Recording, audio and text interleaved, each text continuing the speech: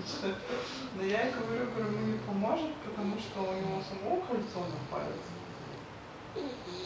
А они потом, ну, Марина. Все, запишем еще основательно.